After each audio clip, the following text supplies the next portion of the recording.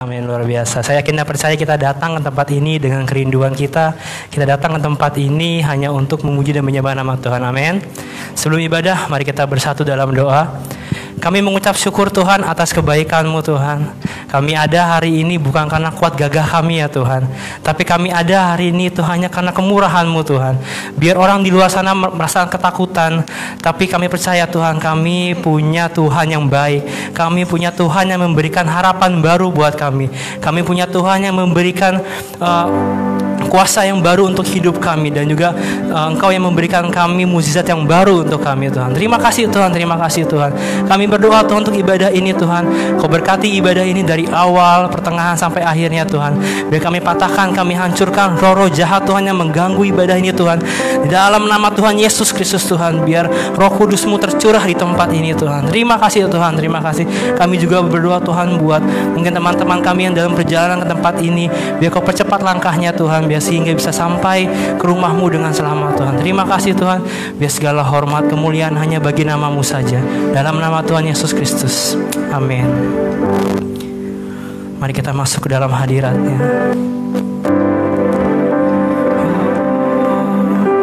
Saat ku masuk ke hadirat-Mu, bawa persembahan ke tempat kudus-Mu.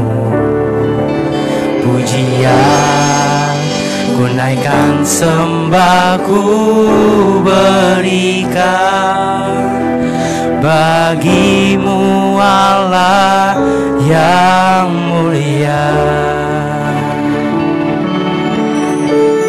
Kau layakkan-Ku menghampiri-Mu, melihat tata kemuliaan-Mu Tuhan.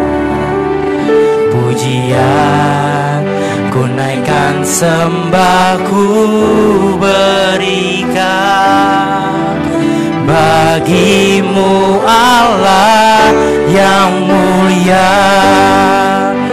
Oleh kuasa darah-Mu, Kau telah tebus dosaku. Kekudusan-Mu melingkupiku. Kasih-Mu mengalir, memulihkan hidupku. Sungguh besar anugerah-Mu, Kau selamatkan hidupku. Ku menjadi ciptaan yang baru oleh kuasa darah-Mu. Mari saya undang untuk kita bangkit berdiri bersama-sama. Saat ku masuk ke hadirat-Mu, bawa persembahan ke tempat kudus-Mu. Pujian biar kami naikkan Tuhan hanya kepada-Mu ya Tuhan.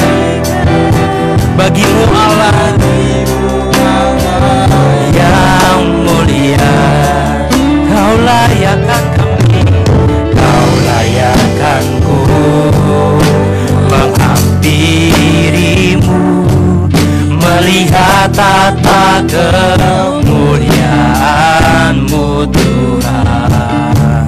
Pujian ku naikkan, sembah ku berikan bagi-Mu Allah yang mulia. Oleh kuasa darah-Mu, Kau telah tebus dosaku. Kekudusan-Mu melingkupiku. Kasih-Mu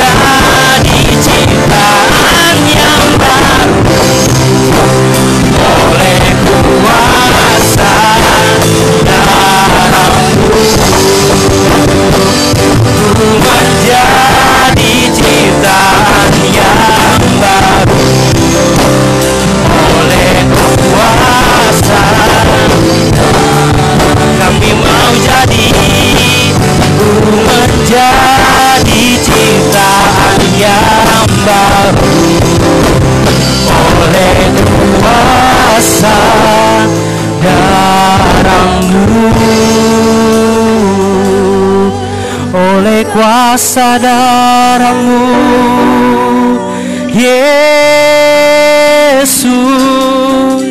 Kami datang dengan pujian kami, penyembahan kami, hanya untuk menyenangkan-Mu.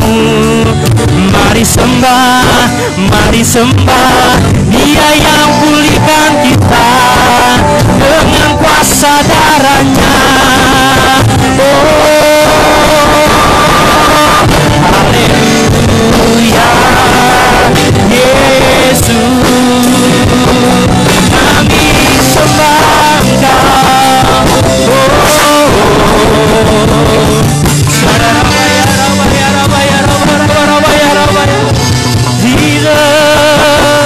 oleh kuasa darah-Mu, Engkau kuduskan kami, mengalir kuasa-Mu, Yesus.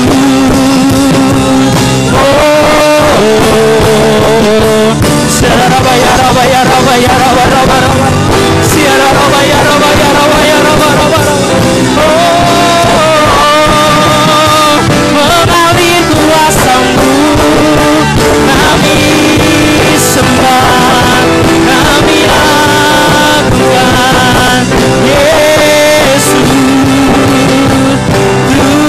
Tuhan, kami sembah Engkau, kudus, haleluya. Mari lebih lagi kita sembah Dia. Tuhan ada di tempat ini, Tuhan ada di rumah-rumah, Tuhan ada dimanapun kita berada. Angkat suara-Mu, angkat pujian.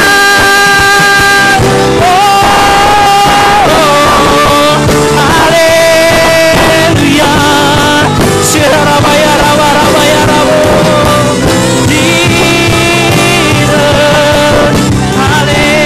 Haleluya, haleluya. Ajaib Kau Tuhan, ya Tuhan, Kau yang bertata atas ibadah ini, Yesus.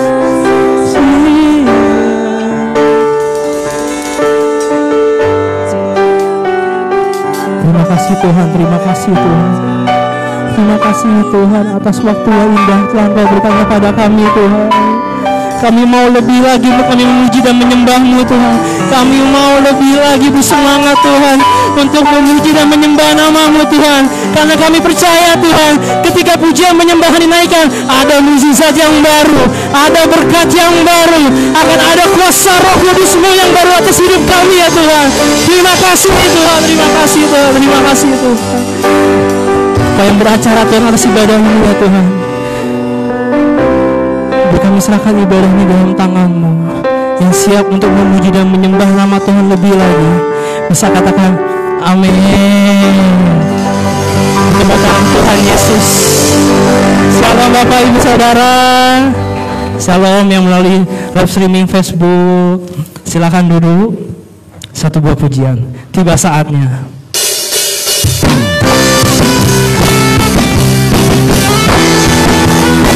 Ini waktu yang tepat kita memuji dan menyembah nama Tuhan. Amin.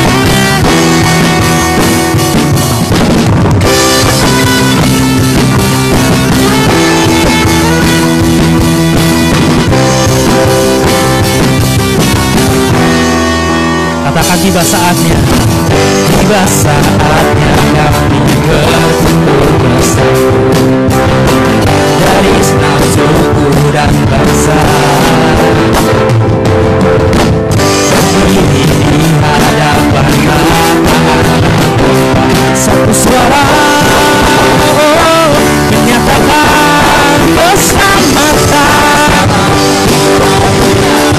yang dulu berkata kami naikkan pada anak domba. Pujian, kekuatan, hormat dan kekuasaan, kemuliaan bagi Dia selamanya.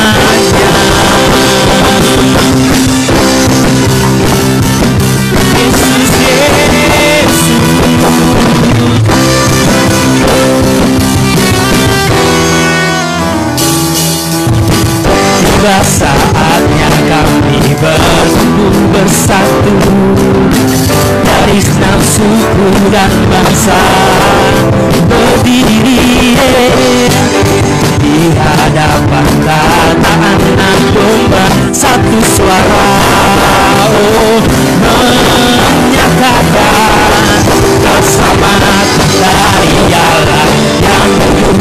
berkata, kami naikkan pada anak domba. Pujian dan kekuatan, hormat dan kekuasaan, kemuliaan bagi Dia selamanya. Keselamatan. Bisa angkat kedua tangannya.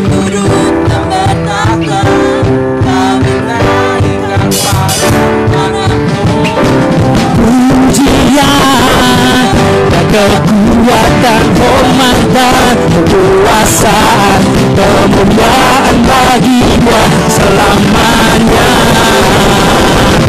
Keselamatan dari Allah yang duduk dan berkata, kami naikkan pada anak domba. Pujian, kekuatan, hormat dan kekuasaan, kemuliaan bagi Dia selamanya. Keselamatan, keselamatan bagi Allah. Kami naikkan pada anak domba. Pujian, kekuatan, hormat dan kekuasaan, kemuliaan bagi Dia selamanya. Kemuliaan,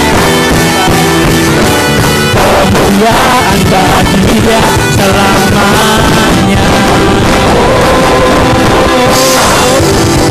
Mari kita bangkit berdiri Bapak Ibu Saudara. Beri tepuk tangan di atas kepalanya, bisa? Dia Tuhan yang ajaib. Dia memberkati kita. Siapa namanya?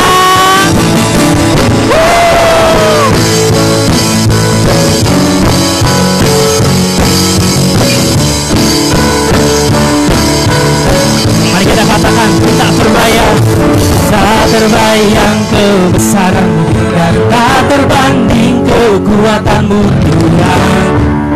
Kau megah bagiku, senang jiwa dan pengharapan telah ku serahkan untuk rencana-Mu Tuhan. Kau Raja atasku. Angkat kedua tangannya, bisa? Layak ditinggikan, ajaib, ajaib, ajaib Kau Tuhan, agung dan perkasa, Ya sumber kemenanganku, layak berkuasa dan memerintah. Yesus, Yesus, Yesus, Kaulah Raja mulia. Katakan, tak terbayang, tak terbayang kebesaran-Mu, dan tak terbanding kekuatan-Mu Tuhan. Pemegang bagi kami ya Tuhan. Segenap jiwa ini Tuhan kami serahkan kepadamu. Telah ku serahkan untuk rencana-Mu Tuhan. Kau Raja atasku, hanya Kau yang layak ditinggikan.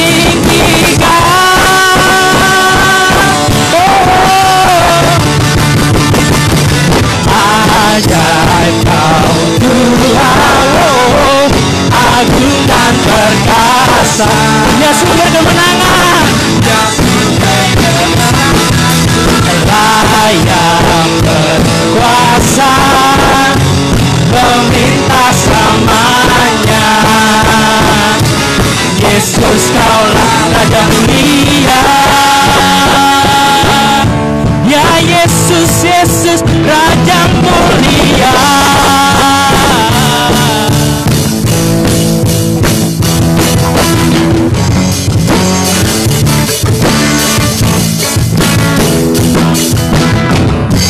Ajaib Kau Tuhan, agung dan perkasa, Kau sumber kemenanganku, layak berkuasa dan memerintah selamanya. Siapa namanya? Yesus, Kaulah Raja mulia ajaib. Agung dan perkasa, Dia sumber Raya berkuasa, memerintah selamanya. Yesus, Kaulah Raja mulia, Raja mulia, Raja mulia. Tepuk tangan Tuhan Yesus, Raja kau Tuhan. Benar Tuhan, Engkau Tuhan yang ajaib Tuhan. Engkau yang telah memberkati kami Tuhan. Biar sebentar Tuhan kami mau membawa persembahan kami. Kuduskan dan sucikan persembahan ini Tuhan. Dalam nama Tuhan Yesus Kristus. Amin. Silakan duduk. Persembahan bisa dari sebelah kanan, tengah, kiri saya. Tetap menjaga social distancing. Kalau bisa satu-satu maju, baru setelah yang satunya sudah selesai, baru disusul. Oke, kita angkat sebuah pujian. Sebelahan langsung dua amplop berwarna biru dan kuning. Kecaplah dan lihatlah betapa baiknya Tuhan itu. Rasakan dan nikmati kasih setia Tuhan. Tetaplah dan lihatlah betapa baiknya Tuhan itu. Rasakan dan nikmati kasih setia Tuhan. Syukur bagi Tuhan, segala hormat bagi Tuhan. Allah yang mengasihiku, Allah yang memeliharaku. Syukur bagi Tuhan, segala hormat bagi Tuhan. Allah yang mengasihiku, Allah yang memeliharaku. Syukur bagimu, syukur bagi Tuhan, segala hormat bagi Tuhan. Allah yang mengasihiku, Allah yang memeliharaku selamanya, selamanya, selamanya. Terima kasih atas persembahannya. Tuhan Yesus memberkati. Mari kita lebih lagi siapkan hati kita, siapkan pikiran kita, buka hati kita untuk menerima firman-Nya yang akan memberikan kita kekuatan baru.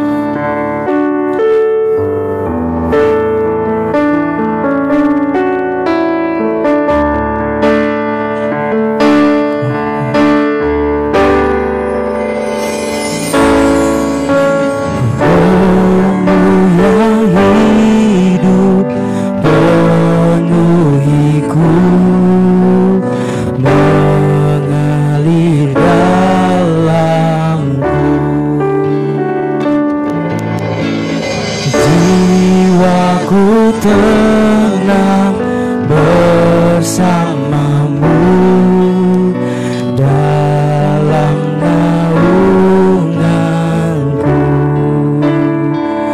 Ku buka hati untuk jamahanmu,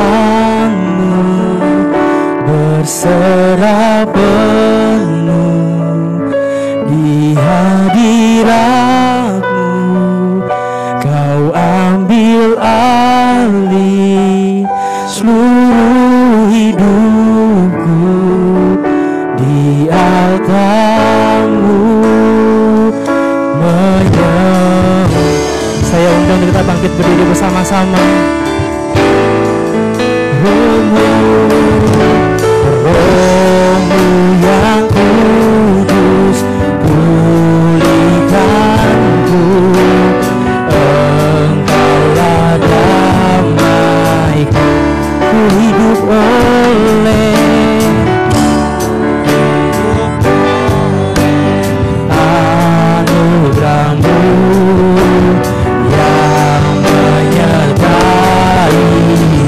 yang menyertai kami Tuhan, yang menyertai-Ku.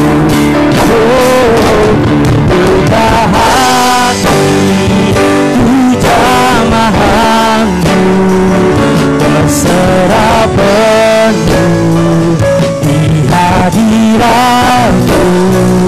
Kau ambil alih seluruh hidupku, biarkanmu menyertamu. Ku buka hati, ku jamahanmu, berserah penuh di hadiratmu. Kau ambil alih seluruh hidupku, biarkanmu menyembahmu, biarkanmu menyembahmu, biarkanmu menyembahmu. Mari kita beri tepuk tangan yang meriah buat Tuhan kita. Haleluya. Inilah satu harapan dan kerinduan kami Tuhan. Biarlah Roh-Mu yang kudus yang menjamah setiap hati kami, yang haus dan lapar akan Engkau, yang haus dan lapar akan kebenaran. Dan kami percaya saat ini Engkau yang hadir, yang bersemayam di atas pujian penyembahan kami, memberkati setiap kami. Karena itu mari Roh Kudus bawa kami lebih dalam lagi untuk kami menikmati berkat firman-Mu. Jamah setiap hati kami, lembutkan hati kami menjadi tanah hati yang baik, tanah hati yang siap untuk ditaburi benih-benih firman-Mu, supaya kami boleh menjadi pelaku-pelaku dari setiap firman Tuhan. Roh Kudus, urapi hamba-Mu, jadikan hamba-Mu sebagai alat-Mu yang efektif di tangan-Mu. Biar setiap perkataan dan pernyataan hamba adalah perkataan dan pernyataan yang datang dari Roh Kudus saja. Dalam nama Tuhan Yesus Kristus, semua kita yang siap belajar firman Tuhan, katakan bersama dengan saya, amin. Yuk sekali lagi yuk, kita kasih tepuk tangan dulu yang meriah buat Tuhan. Mari silakan duduk saudaraku. Puji Tuhan, katakan shalom. Sekali lagi shalom jemaat Tuhan. Saya percaya kasih karunia Allah berlimpah-limpah dalam setiap kehidupan kita. Haleluya. Mari kita akan buka kitab kita bersama-sama saudaraku dalam Injil Lukas 18. Kita akan membacanya dari ayat yang ke-9 sampai ayat yang ke-14. Sekali lagi, Lukas 18 ayat 9 sampai 14. Dengan perikop perumpamaan tentang orang Farisi dan pemungut cukai. Seperti biasa saudaraku, saya akan baca pada ayat yang pertama, yaitu ayat yang ke-9. Nanti Bapak, Ibu, Saudara-saudari akan baca pada ayat yang kedua, ayat yang ke-10. Kita baca berganti-gantian. Bisa? Oke ya. Sekali lagi Lukas 18 ayat 9. Dan kepada beberapa orang yang menganggap dirinya benar dan memandang rendah semua orang lain, Yesus mengatakan perumpamaan ini.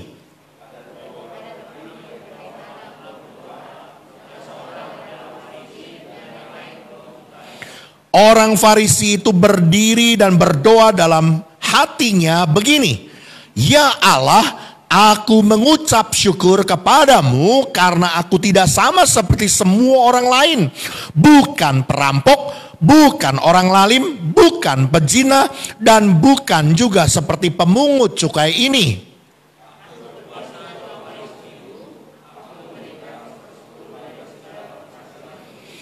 Tetapi pemungut cukai itu berdiri jauh-jauh, bahkan ia tidak berani mengenadah ke langit, melainkan ia memukul diri dan berkata, "Ya Allah, kasihanilah aku orang berdosa ini."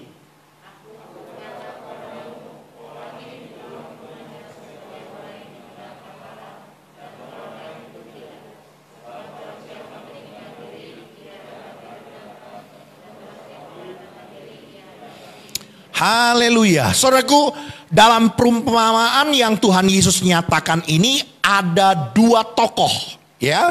Yang pertama seorang Farisi. Yang kedua adalah pemungut cukai, ya. Kedua orang ini, saudaraku, baik orang Farisi maupun si pemungut cukai, kedua-duanya datang ke bait Allah, kedua-duanya berdoa kepada Allah. Namun saudaraku, ternyata hasilnya berbeda. Kenapa? Karena si pemungut cukai ini pulang sebagai orang yang dibenarkan Allah. Tetapi ternyata orang Farisi tidak. Ya, kenapa? Karena orang Farisi ini punya sikap hati. Dengar baik-baik saudaraku. Saya melihat ada penyebab yang mendasarinya. Sikap hatinya dari kedua orang ini yang berbeda. Kenapa? Karena si orang Farisi ini, saudaraku, memiliki sikap hati yang sombong, yang angkuh, yang congkak, yang tinggi hati. Sebaliknya, saudaraku, si pemungut cukai ini memiliki sikap hati yang rendah hati. Tema kebenaran firman Tuhan hari ini, saudaraku, berbicara mengenai tentang kerendahan hati. Saya melihat, saudaraku, ada sebuah dampak yang begitu besar, sebuah korelasi yang begitu signifikan. Ketika seseorang, ya, datang kepada Tuhan dengan sikap hati yang merendahkan diri di hadapan Tuhan, yang merendahkan hati, sikap hati yang sungguh-sungguh merendahkan hati di hadapan Tuhan, maka orang ini pulang dibenarkan oleh Allah.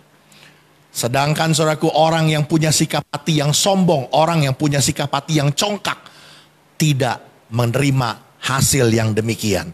Karena itu saudaraku, hari ini kita mau belajar apa sih cirinya, apa sih tandanya orang yang punya sikap hati yang rendah hati, orang yang memiliki sikap hati yang sungguh-sungguh rendah hati di hadapan Tuhan, ya.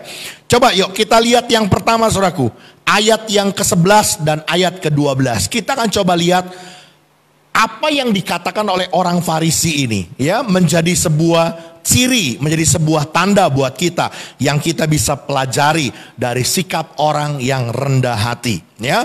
Ayat 11 dan ayat 12.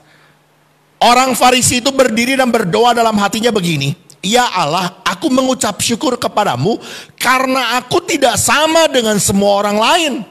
Bukan perampok, bukan orang lalim, bukan pezina, dan bukan juga seperti pemungut cukai ini. Aku berpuasa 2 kali seminggu. Aku memberikan 1/10 dari segala penghasilanku." Saudaraku, kalau kita memperhatikan baik-baik dengan cermat, saudaraku, apa yang dikatakan oleh orang Farisi ini adalah sebuah kenyataan. Betul-betul bahwa orang Farisi ini melakukan dengan setia, melakukan dengan taat segala tuntutan hukum Taurat, hukum agamanya di dalam hidupnya. Ya, makanya dia berani berkata seperti itu. Ini biasanya Yesus mencela kepada beberapa orang Farisi, ya. Namun saudaraku, tentang kasus yang ini, orang Farisi ini melakukan kebenaran seperti apa yang dia katakan, tanpa kemunafikan. Betul, dia benar-benar menjalankan tuntutan agamanya. Tapi saudaraku, kalau kita perhatikan akhir dari cerita ini, ternyata orang Farisi ini tidak dibenarkan Allah pulang ke rumahnya. Allah tidak berkenan kepada pribadi orang Farisi ini. Kenapa, saudaraku? Yang pertama, saudaraku, dengar baik-baik. Karena orang Farisi ini memiliki pembenaran diri, atau mencari pembenaran diri. Saya menjumpai, saudaraku, yang ciri yang pertama, saudaraku, ya, tanda yang pertama. Orang yang rendah hati itu adalah orang yang tidak mencari pembenaran diri sendiri.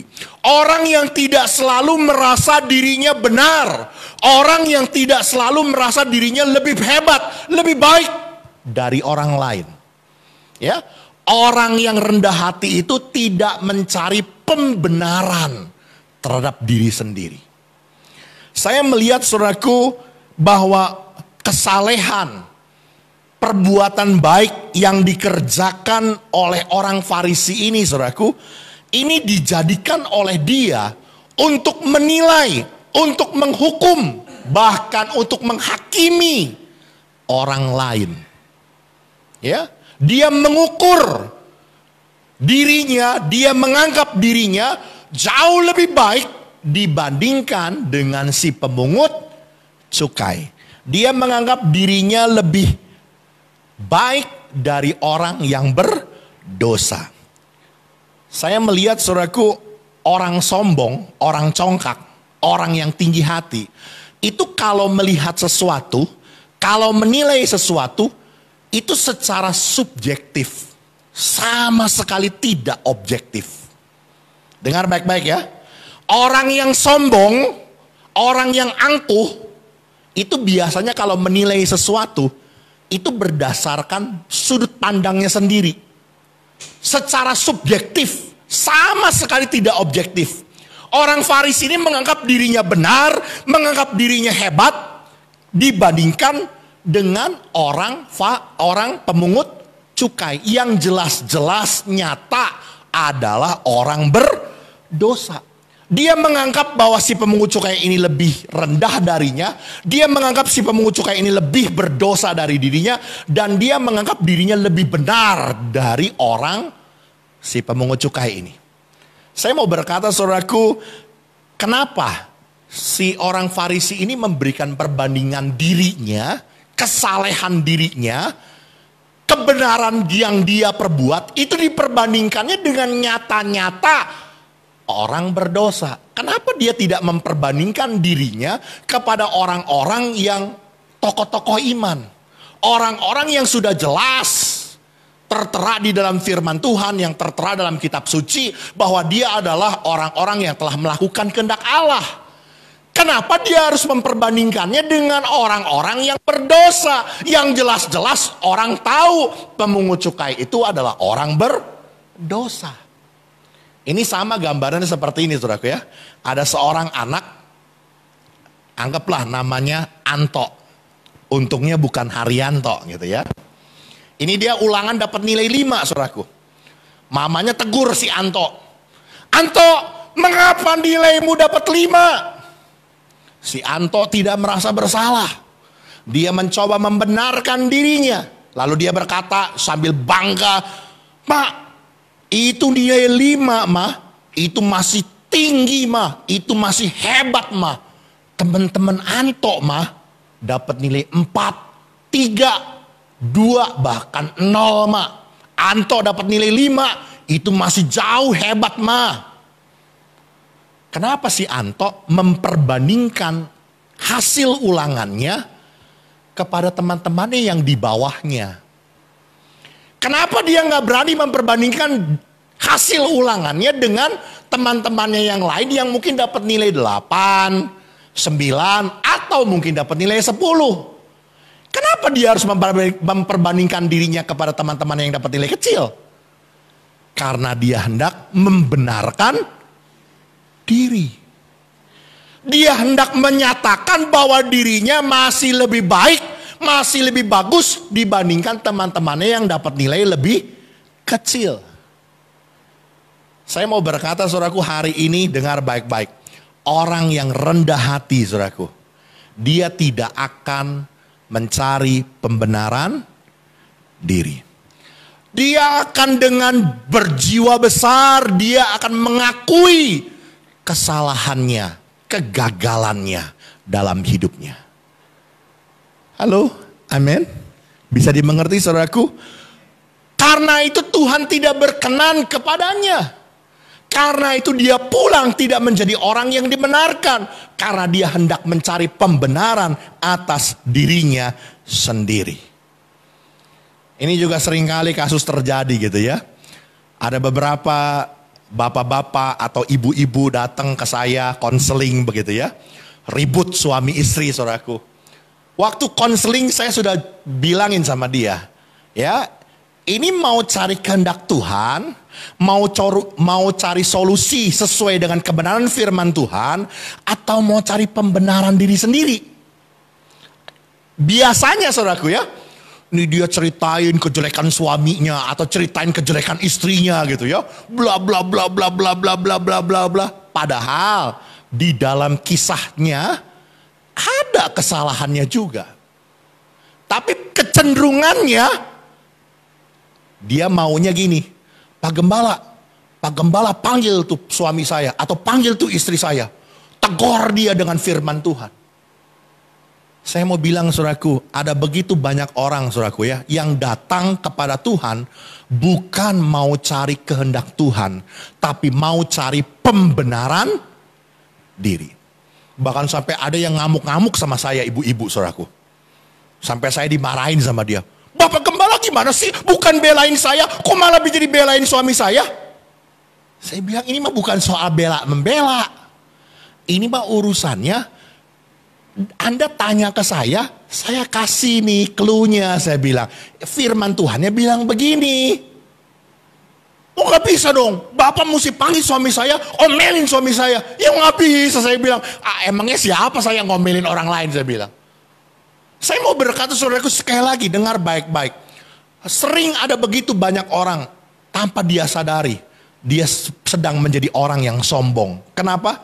Karena dia hendak mencari pembenaran diri sendiri. Sekalipun mungkin di hati kecilnya berkata, kamu juga salah, kamu melakukan kesalahan, kamu melakukan sesuatu kekeliruan. Tapi dia coba untuk melakukan pembenaran bagi dirinya sendiri. Coba kita lihat saudaraku, sebaliknya saudara ya, saya melihat bahwa ini orang-orang yang si pemungut cukai. Ya, si pemungut cukai ini kita bisa melihat. Dia melihat dan mengukur dirinya secara objektif.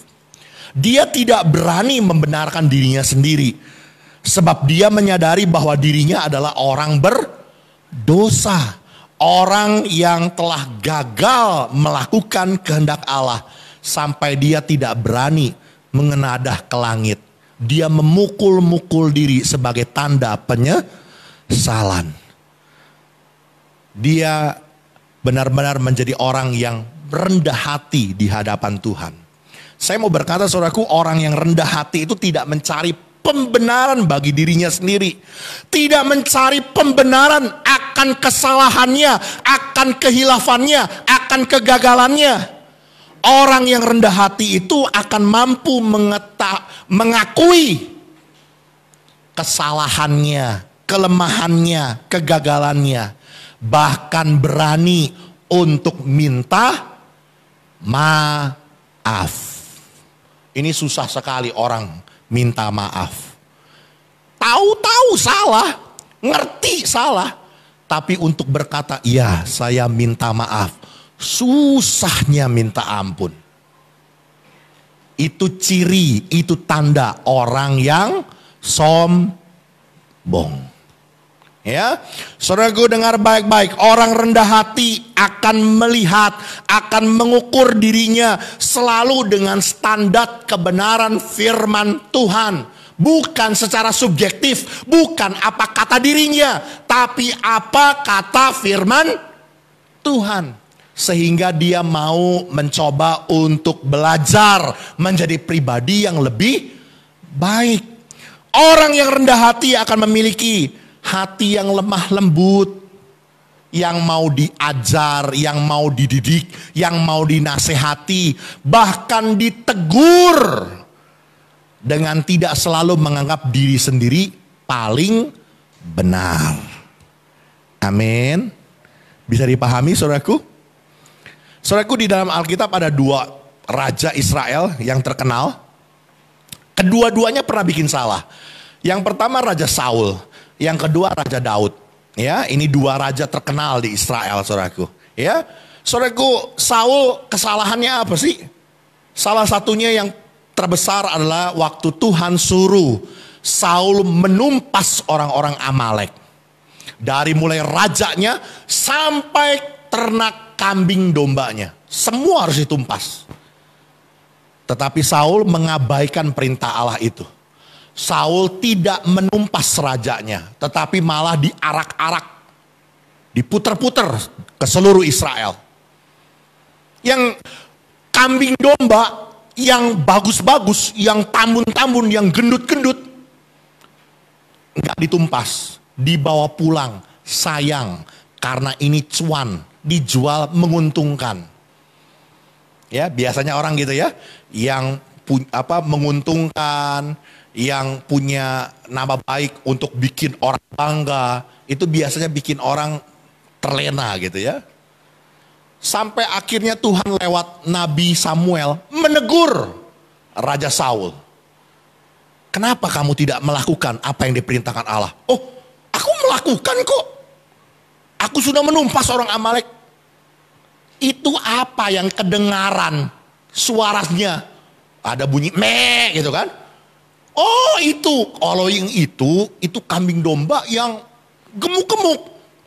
Jadi itu untuk dipersembahkan kepada Allah. Wih, mantap ya saudara ya, alasannya ya. Untuk dipersembahkan kepada Allah. Zaman sekarang banyak nih orang korupsi, lakukan tipu sana tipu sini, duitnya katanya untuk persepuluhan ke gereja, cuci dosa. Jadi sembuh duitnya. Cari pembenaran diri. Sampai akhirnya apa saudaraku? Sampai ayatnya keluar yang terkenal. Allah lebih berkenan kepada ketaatan kita dibandingkan persembahan kita. Allah lebih berkenan kepada ketaatanmu dibandingkan pemberianmu. Amin. Hari ini dengar baik-baik saudaraku. Tuhan mau kita menjadi pribadi-pribadi yang rendah hati. Apa itu tandanya? Apa itu cirinya orang yang rendah hati? Orang yang tidak mencari pembenaran diri sendiri. Orang yang tidak selalu merasa dirinya paling benar. Orang yang mau melihat kenyataan secara objektif. Dan orang yang berani mengakui kesalahannya. Bahkan berani untuk minta maaf. Amin. Berbeda dengan Daud saudaraku. Ketika dia melakukan sebuah dosa besar. Mengambil istri Uria, Bathsheba. Kemudian saudaraku dia merekayasa pembunuhan Uria saudaraku. Ditegur oleh Nabi Nathan. Bahwa Allah tahu dan Allah tidak berkenan atas perbuatannya. Daud tidak mencari pembenaran diri. Daud tidak berkelit. Daud mengakui itu sebuah kesalahan dan dia minta ampun dalam penyesalannya sungguh-sungguh di hadapan Tuhan. Karena Daud adalah pribadi yang rendah hati. Amin saudaraku. Biar hari ini saudaraku, saudara mau belajar, kita sama-sama mau belajar untuk menjadi orang yang rendah hati. Tidak mencari pembenaran diri sendiri. Yang kedua saudaraku, yuk coba kita lihat kembali pada ayat 13 saudaraku. Sekarang kita mau lihat dari apa yang dikatakan oleh si pemungut cukai. Tetapi pemungut cukai itu berdiri jauh-jauh, bahkan ia tidak berani menengadah ke langit. Melainkan ia memukul diri dan berkata, apa katanya saudaraku? Ya Allah, kasihanilah aku orang berdosa ini. Saudaraku, waktu saya perhatikan si pemungut cukai ini saudaraku tidak banyak mengeluarkan kata-kata. Akan sebuah pernyataan yang sangat singkat dengan berkata, ya Allah kasihanilah aku orang berdosa ini. Tapi dengar baik-baik saudaraku. Pernyataan yang singkat ini membawa dia mengalami pembenaran dari Tuhan. Kenapa? Karena pernyataan ini saudaraku yang singkat ini menyiratkan ada sebuah kerendahan hati dan penyesalan yang dimiliki oleh si pemungut cukai ini. Dan dia hanya berharap, dia hanya bergantung kepada kasih karunia Allah saja.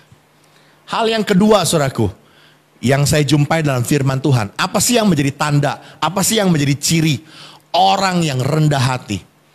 Orang yang rendah hati itu hanya berharap, hanya bergantung sepenuhnya kepada kasih karunia Allah. Ya, sekali lagi saudaraku, dengar baik-baik. Orang yang rendah hati itu adalah orang yang menggantungkan harapan hidupnya, menggantungkan harapan keluarganya, menggantungkan harapan seluruh keberadaannya hanya kepada Tuhan. Orang yang rendah hati akan menyadari sepenuhnya saudaraku, bahwa dirinya nggak mampu, nggak sanggup, nggak bisa. Hanya mengandalkan kekuatan kasih karunia Tuhan saja dalam hidupnya. Orang yang rendah hati akan menyadari tanpa Tuhan dia nggak bisa bikin apa-apa, dia nggak bisa buat apa-apa. Tanpa Tuhan dia tidak mampu untuk berbuat apa-apa. Dia hanya mengandalkan kasih karunia Allah saja. Sekalipun kenyataannya saudaraku, dia mungkin menjadi orang yang dipandang manusia, orang hebat. Karya-karyanya, pekerjaannya, perbuatannya luar biasa. Tapi orang yang rendah hati saudaraku, dia tetap akan menggantungkan harapannya sepenuhnya hanya kepada kasih karunia Allah. Saudaraku, seorang rasul besar yang bernama Paulus. Siapa yang meragukan akan kerasulan Paulus? Saya pikir nggak ada, saudaraku. Ya, 2/3 dari kitab Perjanjian Baru ditulis olehnya. Perjanjian Baru ini menjadi sebuah warna yang menarik karena tulisan-tulisan Paulus. Dia menjadi seorang rasul bagi orang-orang non-Yahudi. Namun saudaraku, dalam kehebatannya, nama besarnya yang dimilikinya, saudaraku, Paulus dengan kerendahan hati dia berkata, saudaraku ya. Saya mengutip di sini pernyataan Paulus. Yang pertama dalam 1 Timotius 1 ayat 15. Kristus Yesus datang ke dalam dunia ini untuk menyelamatkan orang berdosa. Dan di antara mereka, akulah yang paling berdosa. Ini pernyataan Paulus, saudaraku. 1 Korintus 15 ayat 9. Karena aku adalah yang paling hina dari semua rasul, bahkan tidak layak disebut rasul, sebab aku telah menganiaya jemaat Allah.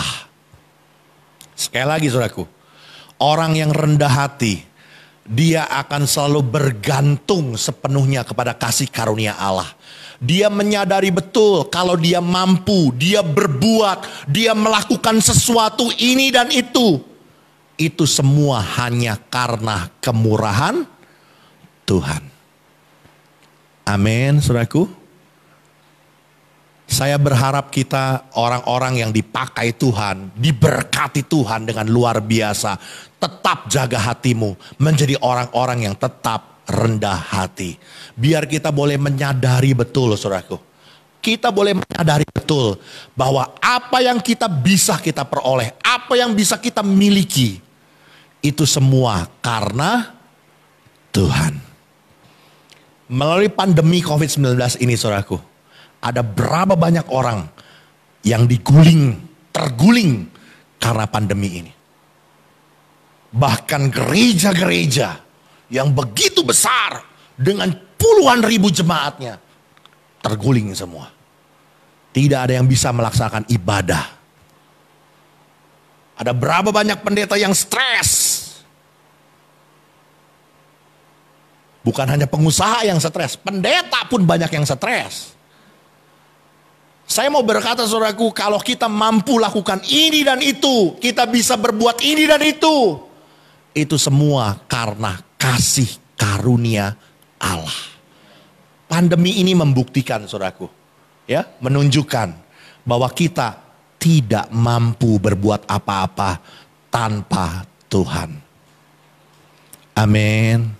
Karena itu jadilah kita orang yang rendah hati, yang terus bergantung sepenuhnya kepada kasih karunia Allah. Amin. Saudaraku, Paulus menyadari betul kalau dia dibenarkan, apalagi dia dipilih Tuhan untuk menjadi seorang rasul bagi orang-orang non-Yahudi, ya. Pelayanannya yang dia lakukan sepenuhnya itu hanya karena kasih karunia Allah. Ia menganggap dirinya sebagai orang yang paling berdosa. Bahkan dia menganggap dirinya tidak layak untuk disebut seorang rasul. Karena dia adalah seorang penganiaya jemaat dahulunya. Namun saudaraku, ya, ini menjadi sebuah hal yang luar biasa. Kehidupannya dipakai oleh Tuhan dengan dahsyat dan menjadi berkat. Bahkan sampai hari ini di dalam kehidupan banyak orang. Paulus berulang kali menegaskan, tidak ada sesuatu yang dalam dirinya yang bisa dibanggakan. Karena itu dia tidak mau bermegah untuk memegahkan dirinya. Orang yang rendah hati, saudaraku, dia akan selalu bergantung sepenuhnya kepada kasih karunia Allah. Oleh karena itu selanjutnya saudaraku, dia tidak akan pernah mengandalkan kekuatannya sendiri. Orang yang rendah hati, dia tidak akan melakukan sesuatu, bertindak sesuatu berdasarkan kekuatannya, pengalamannya, kehebatannya, koneksinya. Tapi dia senantiasa hanya menggantungkan harapannya hanya kepada Tuhan. Saudara, kalau kita melihat satu kisah saudaraku, seorang yang bernama Daud, firman Tuhan bilang saudaraku, sejak dia masih pipinya kemerah-merahan. Itu kalau anak pipinya kemerah-merahan kira-kira umur berapa saudara? Paling top umur 10 tahun. Betul ya? Daud sudah berani menghadapi Goliat. Pipinya masih kemerah-merahan. Dia sudah berani menghadapi Goliat. Dari sejak masa remajanya, Daud sudah berperang. Tapi ketika dia sudah jadi seorang raja, ketika dia berhadapan dengan orang-orang Amalek, saudaraku, dia tidak pernah mengandalkan pengalamannya. Dia tidak mengandalkan kekuatannya, keberadaannya sebagai seorang raja besar. Dia selalu berdoa. Dia menggantungkan harapannya kepada kasih karunia Allah. Dia berdoa, apakah aku harus maju? Dan Tuhan bilang, maju, hadapi orang Amalek itu. Maka dalam peperangan pertamanya dia mengalami kemenangan, saudaraku. Selanjutnya, saudaraku, ada peperangan berikutnya di dalam kisah yang masih sama, saudaraku. Daud sekali lagi, dia tidak takabur, saudaraku. Mentang-mentang menang pertama, wah dia langsung hantam kromo. Enggak. Sekali lagi dia berdoa kepada Allah. Dia tanya lagi sama Allah. Dan kali ini Allah bilang, jangan maju, tapi harus buat garis melingkar. Sampai Allah memberikan tanda. Tiupan angin melalui pohon-pohon kertau. Kertakan pohon kertau itu menjadi tanda bahwa mereka harus menyerang orang Amalek. Sekali lagi saudaraku, Daud, orang yang begitu berpengaruh, orang yang begitu berpengalaman, orang yang begitu berkuasa. Dia tidak menggantungkan kekuatannya berdasarkan pengalaman dan kehebatannya. Kenapa? Karena dia adalah orang yang rendah hati. Saya berharap saudaraku, saudara boleh menjadi orang-orang pribadi-pribadi yang rendah hati. Orang yang selalu mengandalkan, menggantungkan harapan sepenuhnya hanya kepada kasih karunia Allah. Kita menyadari tanpa Tuhan kita gak bisa buat apa-apa. Bukan kekuatan kita, bukan kehebatan kita, tapi oleh karena anugerah Tuhan dalam hidup kita. Amin. Sebenarnya saya kepingin hari ini Revi kesaksian. Bagaimana Pak Revi bersedia? Kesaksian. Secara singkat saja, 4 menit dong waktumu. Kesaksian tentang pekerjaanmu. Ayo silakan. Kasih tepuk tangan dulu dong. Gak apa-apa pakai mic saya ya. Ini apa bebas kok.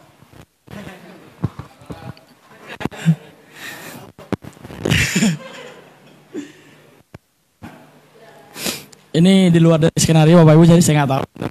Jadi singkat aja, saya waktu itu mengalami sebenarnya saya bukan dipecat dari company saya karena COVID, tapi saya ada satu masalah personal terkait dengan pekerjaan saya.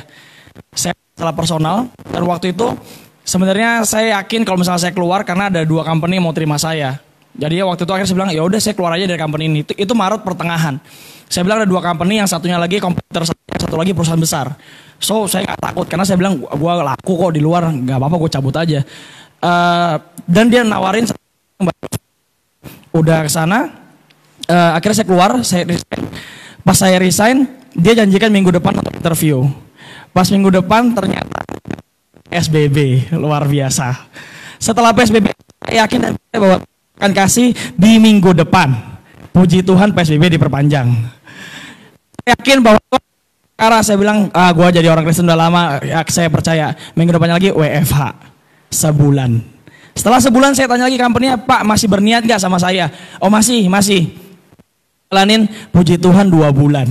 Jakarta. Saya tanya lagi, jawabannya sudah mulai gak ada. Pas udah mulai 2 bulan, jalan ke 3 bulan. Oh ya, waktu udah mau jalan ke 3 bulan, puji Tuhan dia bilang tidak terniat lagi akhirnya. Dia bilang kami tidak jadi hire karena kami sudah bertahan. Puji Tuhan dia kasih tahu saya di bulan ketiga. Itu artinya saya harus cari kerjaan dan orang udah pada nggak nyari kerjaan. Di bulan ketiga ini saya baru bilang, waduh ini kelar nih Tuhan. Gua kagak kerja, terus saya udah nikah juga saya bilang. Terus kan saya tuh sebenarnya punya prinsip saya tidak mau tinggal di rumah orang tua. Saya mau tinggal, that's why saya memaksakan diri untuk ngekos berdua sama istri saya. Puji Tuhan saya pulang ke rumah orang tua. Puji Tuhan saya pulang. Semua omongan saya terpental. Terus saya mulai ngelamar. Yang awalnya saya masih, maksudnya kayak gue maunya jabatannya ini nih, gue gak mau di bawah ini nih, dan gue mau gaji gue segini nih. Puji Tuhan gak ada yang terima Bapak Ibu. Terus akhirnya saya turunin dah, gue jadi sales lagi dah saya pikir. Saya lamar sampai akhirnya ada beberapa teman kontak dan puji Tuhan sebenarnya saya bilang Tuhan saya pengennya gajinya ada yang naik, lalu ada tunjangan atau benefit yang naik. Dalam keadaan kayak gitu kan nggak mungkin ya Bapak Ibu ya, dan itu saya membuat saya betul-betul stress out, betul-betul saya udah nggak ada kerjaan. Maksudnya kayak biasa kerja gitu ya, biasa hidup dengan target oriented terus nggak ada kerja sama sekali 4 bulan. Saya sampai main sama Darren setiap hari. Saking saya udah desperate-nya, saya nggak ada lagi teman mau saya ajak ngomong siapa. Tiap hari cuma Darren, Joko, hidup saya cuma mereka berdua. Saya berdoa sama Tuhan, itu berdoa dari yakin sampai nggak yakin, sampai yakin lagi, sampai nggak yakin, sampai saya nggak tahu lagi berapa kali. Puji Tuhan ada satu perusahaan, ini nggak ada hubungannya sama saya, kompetitor. Jadi saya cross industry, lalu saya ngelamar.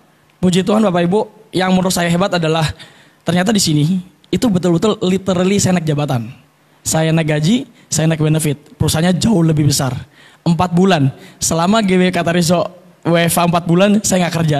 Begitu gereja Katarizo ibadah offline-nya mulai lagi, ibadah langsungnya mulai lagi, saya dapat kerja. Tahu gitu langsung aja Pak ya, sebulan aja waktu itu ya. Mungkin saya langsung dapat kerja. Jadi saya percaya bahwa ini adalah salah satu titik terendah saya. Saya nggak kerja selama 4 bulan dalam keadaan saya sudah menikah. Tabungan saya udah habis total. Jadi saya udah tinggal di garis terakhir nih, minyak terakhir. Dan saya percaya bahwa saya mulai kerja mulai Selasa. Hari Selasa saya mulai kerja setelah 4 bulan menganggur. Dan puji Tuhan ternyata Tuhan buat sebenarnya saya mau kesaksian ini, tapi nanti waktu saya WL ternyata ditembak sekarang. Jadi menurut saya Bapak Ibu, saya belajar waktu itu saya sampai doa di sini sama Joko sama Hadi malam-malam. Saya bilang, gue udah stres banget, saya udah nggak tahu mau ngapain. Saya bilang bahkan kepercayaan saya sama Tuhan sudah mulai berkurang karena saya bilang Tuhan ini nggak ada kerja. Saya bilang ini gimana income saya. Dan waktu itu saya belajar teman-teman Bapak Ibu 4 bulan ini iman itu baru terbukti tuh waktu kita ngalamin loh. Maksudnya baru waktu kita tahu, oh iya gue ternyata nggak segitu berimannya saya pikir ya. Ternyata baru waktu kehantam badai kayak Ayub, ini sih nggak ada 10% dari Ayub sih, saya nggak sampai borok sih nggak. Itu baru tahu gitu maksud saya. Dan saya betul-betul mengalami satu buah goncangan hebat dan saya makin kemarin saya makin tahu, oh ternyata Tuhan tuh emang izinkan kadang-kadang hidup nggak semulus itu. Tuhan tidak janjikan hidup akan selalu mulus, tapi Tuhan janjikan sekalipun tidak mulus, Tuhan ada. Dan puji Tuhan ada pemeliharaan Tuhan selama itu. Jadi buat Bapak Ibu, saya percaya bahwa apapun masalahnya, apapun saya percaya, mau sakit penyakit, ekonomi, hari ini apapun Bapak Ibu, Tuhan tanggung. Itu aja, Tuhan Yesus memberkati. Makasih. Baik, puji Tuhan. Terima kasih buat kesaksiannya Pak Revi. Revi ini seorang anak muda yang penuh dengan orientasi masa depan. Target hidupnya tinggi, ekspektasinya tinggi, ya. Dan Tuhan berkati dia karena kesetiaannya. Luar biasa, di usia muda sudah mampu beli rumah di Poris Residen. Oh, hebat kan? Oh, hebat. Saya akui dia hebat, saudaraku, ya. Dari nol loh saudara ya. Orientasinya maju ke depan. Tapi saudaraku, saya seringkali bilang sama dia, jaga hati, hati-hati, jaga hati. Ya Tuhan didik dia sedikit ya mungkin juga pelajaran, ada sedikit dijewer gitu ya. 4 bulan tanpa pekerjaan, selesai. Dia ini punya job double-double saudaraku. Sudah punya job pekerjaan pastinya, ditambah lagi jadi wedding, untuk MC wedding saudaraku. Itu pun juga bukan penghasilan kecil saudaraku. Penghasilan yang cukup lumayan saudaraku. Jadi double job. Dan 4 bulan ini saudaraku, double job itu dua-duanya selesai. Sampai Tuhan bikin tengkurap. Di saat itulah dia baru cari dengan segenap hatinya sama Tuhan. Untungnya Tuhan penuh belas kasihan sama dia. Enggak lama-lama, cuman 4 bulan. Coba kalau sampai setahun 2 tahun, amsyong kan. Sekali lagi saudaraku, jangan jadi orang tinggi hati, jangan jadi orang sombong. Gantungkan harapan hidup kita hanya kepada Tuhan. Amin. Tuhan Yesus memberkati kita. Amin. Yuk.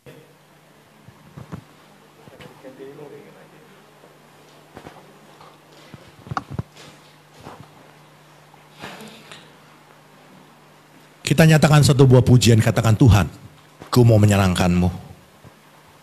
Tuhan, bentuklah hati ini jadi bejana untuk hormat-Mu.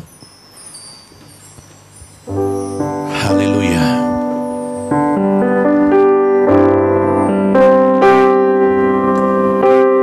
Tuhan, ku mau menyenangkan-Mu. Tuhan, bentuklah hati ini jadi bejana untuk hormat-Mu. Cemerlang bagai emas murni. Katakan, Tuhan, ku serahkan hatiku. Tuhan, ku serahkan hatiku. Semua ku berikan padamu. Sucikan hingga tulus selalu. Yuk kita makin berdiri bersama-sama di hadapan Tuhan. Agar aku menyenangkan, menyenangkanmu, senangkan. Hanya itu kerinduanku, menyenangkanmu, senangkan hatimu. Hanya itu kerinduanku, menyenangkanmu, menyenangkanmu, senangkan hatimu. Hanya itu kerinduanku, menyenangkanmu, senangkan hatimu.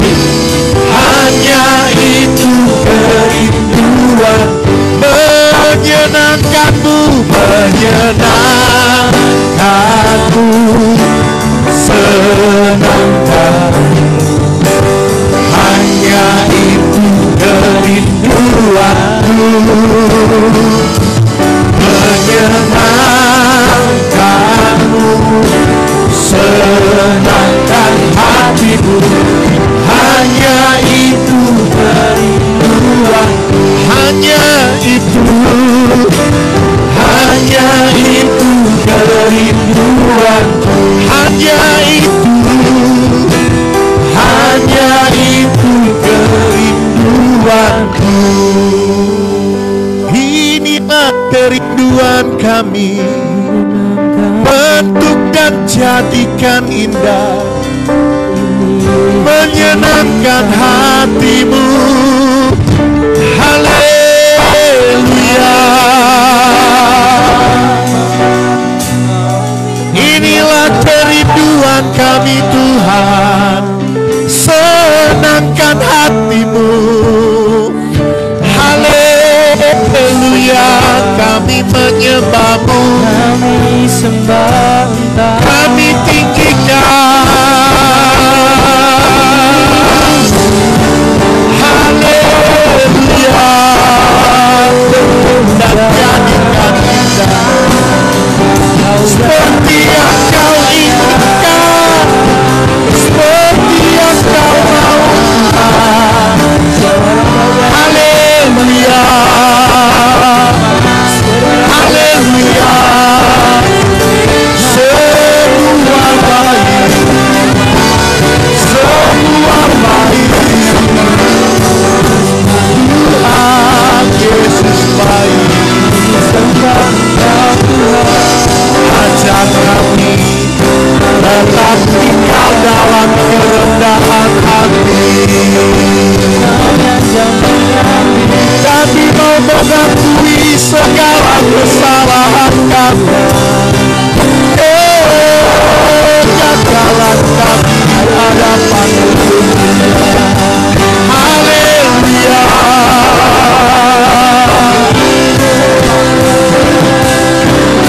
Haleluya,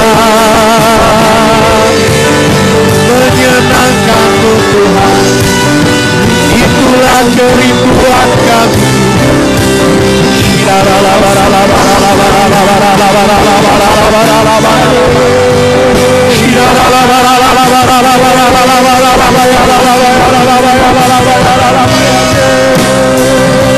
Itulah kerinduan kami. Terima kasih Tuhan. Terima kasih. Kami bersyukur di hadapan-Mu Tuhan.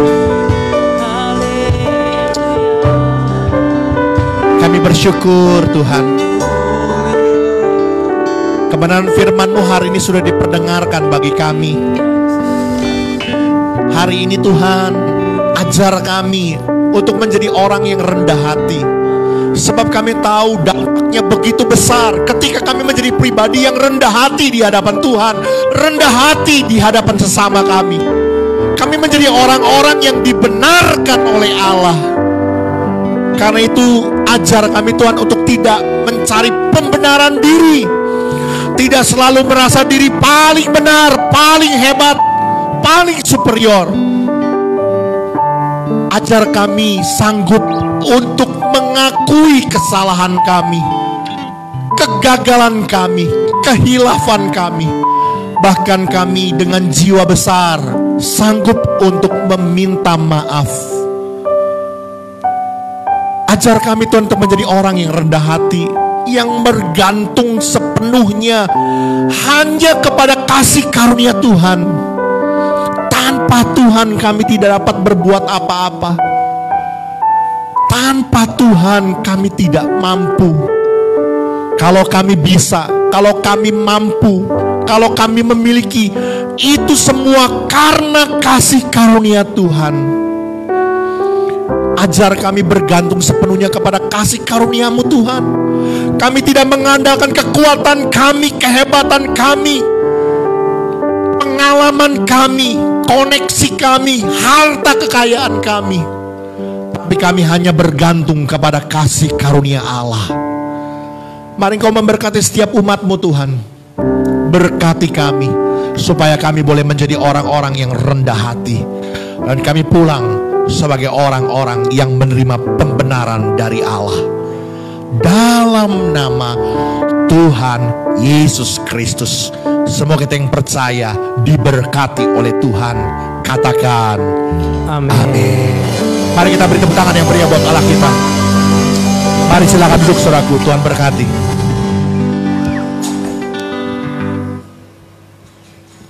Terima kasih Pak Gembala atas firman Tuhannya. Tuhan Yesus memberkati. Sebentar kita akan saksikan warta minggu ini.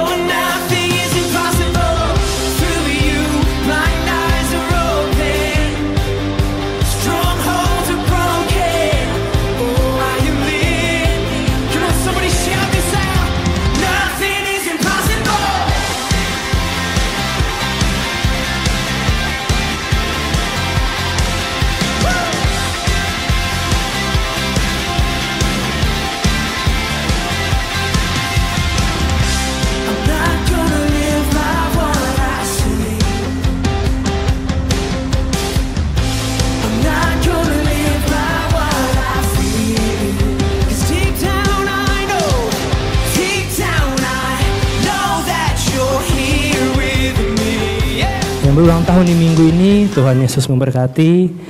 Saya persilakan pada Pak Gembala.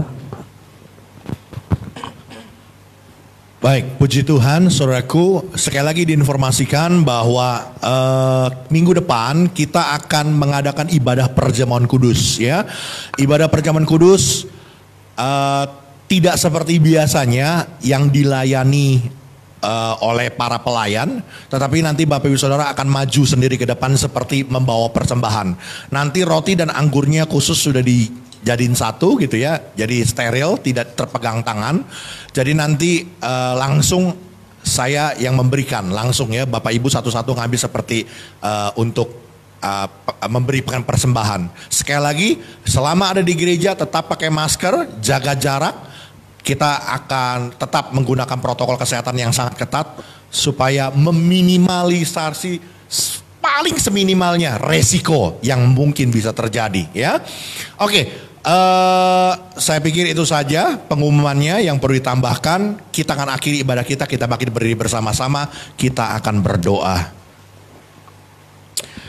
Kami mengucap syukur di hadapan-Mu Tuhan kalau pada saat ini kami boleh bersama-sama datang beribadah kepada Tuhan. Kami percaya jerilah kami dalam Tuhan tidak pernah sia-sia. Tuhan memberkati setiap hidup kami. Orang-orang yang dengan setia datang beribadah kepada Tuhan. Bahkan Kau memberkati buat semua para pelayan-pelayan Tuhan pada hari ini tidak terkecuali yang terlibat pelayan pekerjaan Tuhan. Kami percaya berkat Allah mengalir dalam setiap kehidupan kami. Kami berdoa Tuhan di dalam nama Yesus, mari Kau memberkati buat gereja kami GBI Katariso. Biar roh Tuhan yang memimpin pekerjaan-Mu di Taman Polres Gaga ini. Apa yang menjadi kehendak-Mu, apa yang Tuhan ingin nyatakan, lakukan. Pimpin kami Tuhan kepada rencana Tuhan yang besar. Membawa umat-Mu menjadi pribadi yang semakin hari semakin dewasa, hidup berpadanan dengan Kristus. Terima kasih Tuhan, mari Kau memberkati bangsa negara kami Indonesia. Kami menyerahkan Indonesia dalam kasih karunia-Mu di tengah-tengah pandemi COVID-19 ini.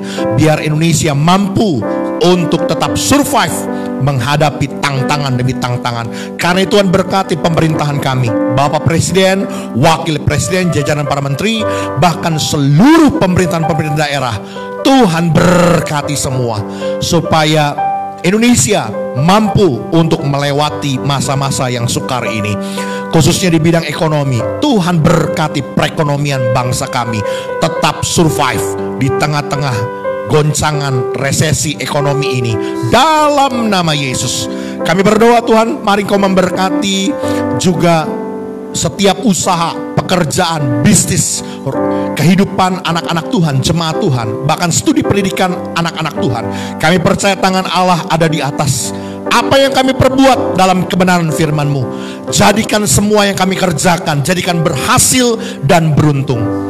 Kami yang butuh pekerjaan, kami yang memulai usaha baru, Tuhan berkati. Dalam nama Yesus, kasih karunia Allah turun berlimpah-limpah. Rumah tangga anak-anak-Mu Tuhan, jadikan rumah tangga yang berbahagia, penuh damai sejahtera-Mu. Kami percaya anak-anak-Mu yang juga berulang tahun dalam minggu ini Tuhan, Tuhan berkati. Tambah usia, boleh tambah cinta Tuhan.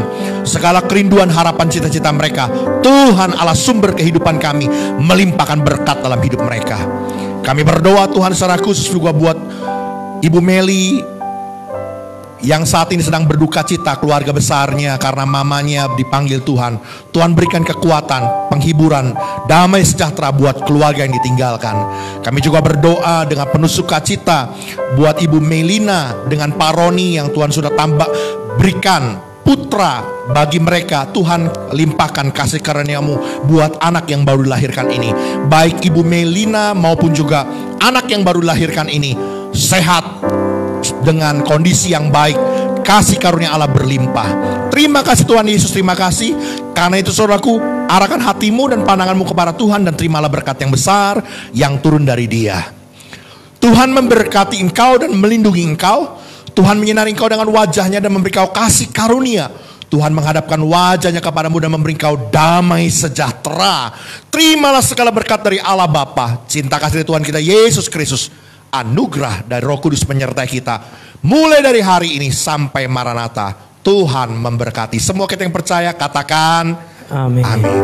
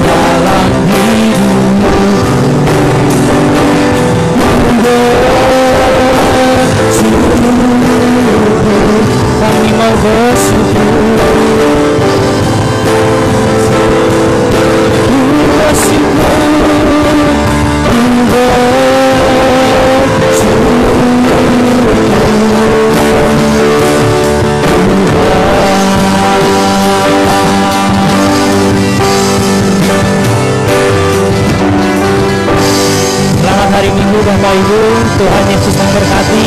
Sampai jumpa di minggu depan. God bless you all.